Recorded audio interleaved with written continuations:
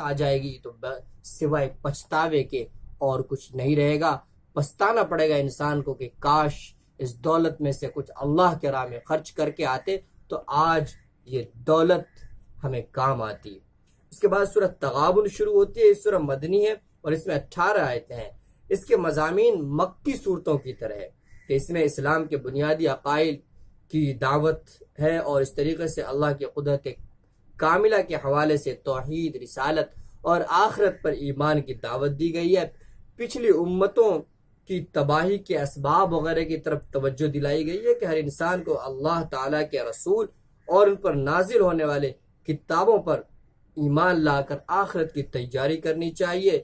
اور اگر انسان کے بیوی بچے دین میں رکاوٹ بنے تو اپنے بیوی بچوں کو اس وقت دشمن سمجھنا چاہیے اور کوئی بھی ایسا کام نہیں کرنا چاہیے بیوی بچوں کی محبت میں جو اللہ اور اس کے رسول کے احکام کے خلاف ہو. اس کے بعد سورۃ طلاق شروع ہوتی ہے. اس سورت کے اندر طلاق وغیرہ کے فیملی لا سے متعلق وہ مسائل جو سورہ بقرہ کے اندر بیان نہیں ہوئے اس سورت کے اندر بیان ہوا ہے. مثال کے طور پر اس سورت کے اندر یہ فرمایا گیا کہ طلاق جب دو تو اس وقت جب عدت شروع ہونے والی ہو. حضور صلی اللہ علیہ وسلم نے اس کی تشریح یہ کی کہ عورت کو طلاق اس وقت دی جائے جب وہ پاک ہو، حیض کی حالت میں نہ ہو اور ایسی حالت و پاکی کی کہ جس میں اس کے شوہر نے اس سے جمع بھی نہ کیا ہو، مباشرت بھی نہ کی ہو. اسی طریقے سے ایک حکم یہ اس کے اندر دیا گیا کہ طلاق دینے کے بعد رجوع اگر کوئی کرنا چاہے، ایک طلاق اور 2 طلاق دینے کے بعد شوہر کو حق ہے کہ بیوی کو اپنے نکاح میں رجعت کے ذریعے واپس لے لے، تو رجوع کا بہتر طریقہ یہ بتلایا کہ اس کے لیے 2 گواہ بھی بنا لو. تو 2 گواہ کے سامنے یہ کہو کہ میں نے جو فلاں اپنی بیوی کو فلاں تاریخ میں طلاق دی تھی، اب میں اس سے رجوع کرتا ہوں. تحریر بھی لکھ لے اور 2 گواہوں کے دستخط بھی لے لے تاکہ لوگ جو ہے اس کے بارے میں الزام نہ لگائے کہ دیکھو بغیر نکاح کے ہی طلاق دینے کے باوجود واپس لے لیا. اس کی اطلاع بھی ہو جانی چاہیے اور بیوی کو بھی خاص طور پر اطلاع دے دے کہ اس نے رجوع کر لیا ہے. تیسرا حکم یہ ہے کہ جن عورتوں کو حیض نہ آتا ہو اس کی عدت کیا ہے. جن کو حیض آتا ہو ان کی عدت تو 3 حیض ہے، لیکن جن کو حیض نہ آتا ہو ان کی عدت طلاق یہ ہے کہ وہ 3 مہینے تک عدت گزارے گی. اور اگر وہ حاملہ ہو تو اس کی عدت وضع حمل ہے، یعنی آج طلاق دی، اگر 5 دن کے بعد بھی ڈیلیوری ہو گئی، بچہ پیدا ہو گیا تو وہ عدت سے نکل جائے گی.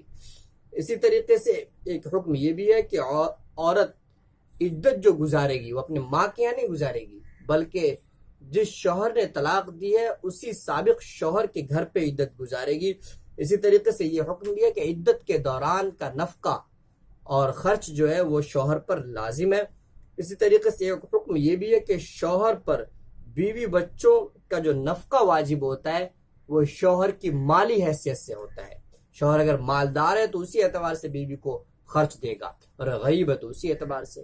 عورت جس خاندان کی ہے، جیسے فیملی سے بلونگ کرتی ہے، اس کا اعتبار نہیں بلکہ شوہر کی مالی حیثیت کا اعتبار ہوگا. اگر اللہ نے زیادہ دیا ہے تو زیادہ خرچ کرے اور اگر کم دیا ہے تو اسی اعتبار سے خرچ کرے.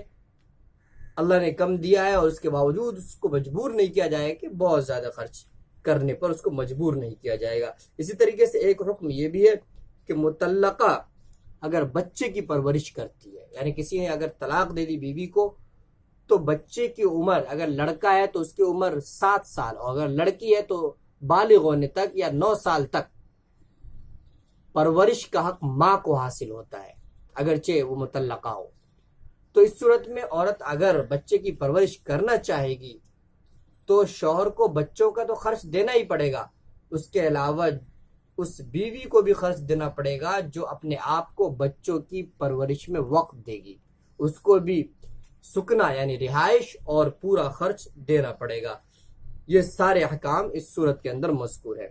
اس کے بعد سورۃ تحریم شروع ہوتی ہے. یہ سورہ مدنی ہے اور اس میں 12 آیتیں ہیں.